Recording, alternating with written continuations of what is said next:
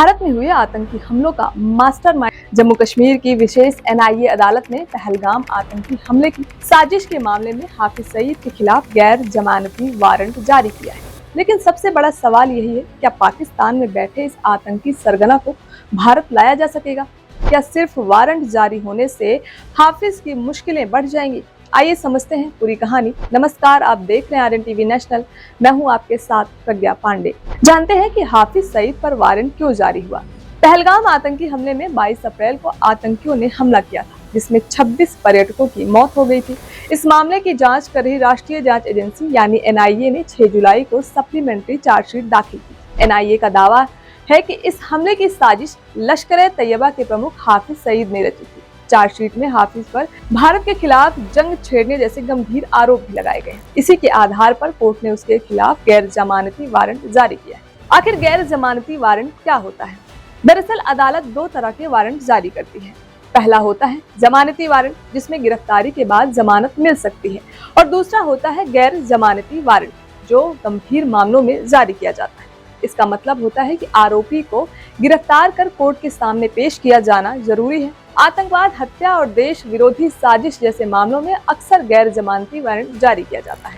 अब सवाल सबसे बड़ा यही है, अगर हाफिज के खिलाफ वारंट जारी हो गया है तो उसे भारत कैसे लाया जा सकता है? जवाब है, आसान नहीं है, क्योंकि हाफिज सईद पाकिस्तान में मौजूद है और भारतीय एजेंसियां सीधे पाकिस्तान जाकर उसे गिरफ्तार नहीं कर सकती। तो NIA ने भी कहा कि हाफिज को कोर्ट में पेश करना व्यवहारिक रूप से मुश्किल है, लेकिन इसका मतलब ये नहीं है कि वारंट बेअसर है। लेकिन गैर जमानती वारंट के बाद भारत के पास आगे की कानूनी कार्रवाई का रास्ता खुलता है। अब हाफिज सईद को भगोड़ा घोषित करने और उसकी गैर मौजूदगी में मुकदमा चलाने की प्रक्रिया आगे बढ़ सकती है। यानी अगर आरोपी कोर्ट में मौजूद नहीं है, तब भी अदालत मामले की सुनवाई कर सकती है और फैसला सुना सकती है। हाफिज को भारत लाने के रास्ते।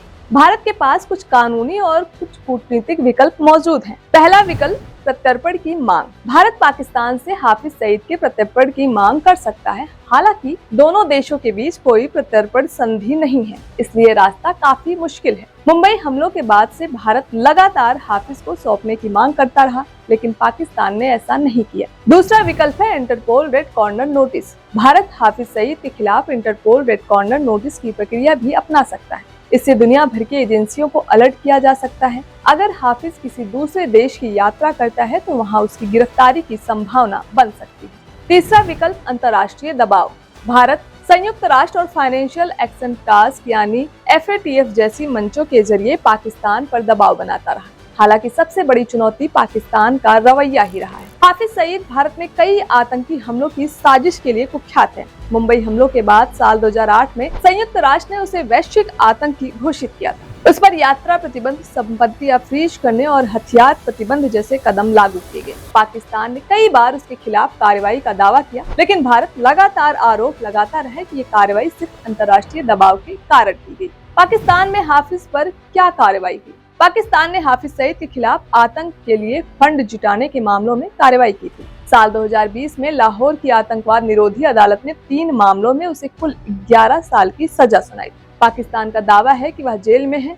हालांकि खुफिया रिपोर्ट में समय समय पर दावा किया जाता रहा कि उसे सुरक्षा एजेंसियों का संरक्षण मिला हुआ है। हाफिज सईद के खिलाफ गैर जमानती वारंट भारत की कानूनी कार्रवाई का एक अहम कदम जरूर है, लेकिन पाकिस्तान में मौजूद इस आतंकी सरगना को भारत लाना अभी भी बड़ी कूटनीतिक चुनौती है। अब नजर इस बात पर होगी कि भारत इस वारंट के जरिए अंतर्राष्ट्रीय स्तर पर हाफिज के खिलाफ दबाव कितना बढ़ा पाता है। आपको क्या लगता है? अपनी राय हमें कमेंट में जरूर बताएं। फिलहाल के लिए इतना है। खबरों के अपडेट्स के लिए जुड़े रहें RNTV नेशनल के साथ।